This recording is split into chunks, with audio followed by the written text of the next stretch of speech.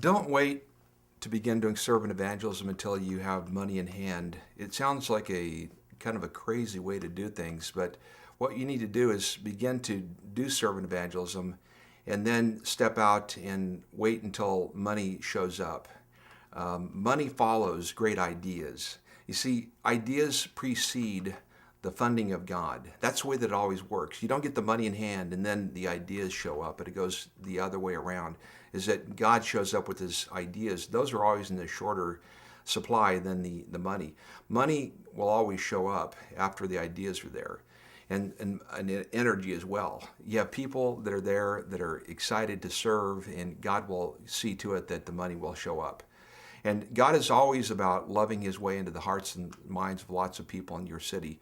And he's always done it that way. He's always been a God who has been full of energy and resources to provide for his people. And what you and I need to realize is that our fear of not being provided for is a natural and absolutely understandable human expression, but that is not the way that we need to live life. We need to get a grip on this whole thing and just absolutely annihilate the idea that our fear of not being provided for is not part of the kingdom, that we need to get a grip on the idea that God is going to provide and that he is going to fill us with an anticipation of his provision as we get the ideas in hand and the ideas of outreach that are going to change and absolutely lift the water table of our city and that are going to change the city around us. And that's the way that God does things over and over again. You know, give you a great example. Moses was a man after God's heart, and he had a few problems. He had his own run-ins with God, but Moses was in the desert. He was out there serving God in kind of a lonely way. He was out there in the most inhospitable environment in the world. There's no banks. There's no communication links. He was out there. The only thing he had in hand was his clothes, and he had a staff that had been dead for 40 years.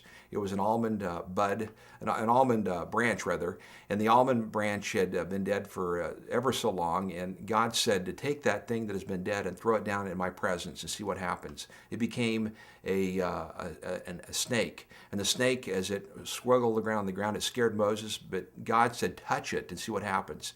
Well, Moses, out of sheer terror, touched it, sheer terror of the Lord, I think, and it became an almond branch again. And from that moment on, I think that Moses remembered it as being an empowered staff from that point on. Everything that we have is empowered by the presence of God. Everything that we have is empowered by the presence of God. You see, what we have is always something that is going to be in itself lacking, but in the presence of God, it is empowered. It is something that will be absolutely memorable. It will be effective because it is in the presence of God. You see, everything we have, no matter how little it is, no matter how wanting it is in itself, it will be something that is absolutely adequate and over the top because it has been in the presence of God. So don't take the little bits that you have, the day of small beginnings, and worry about it as being not enough, because it is enough. It is plenty, in fact, because it has been in the presence of big God himself.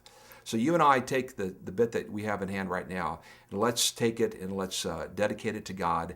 It may be inadequate of itself, but let's say, God, here it is. We dedicate it to you and breathe upon it, Lord God. Let your presence permeate it.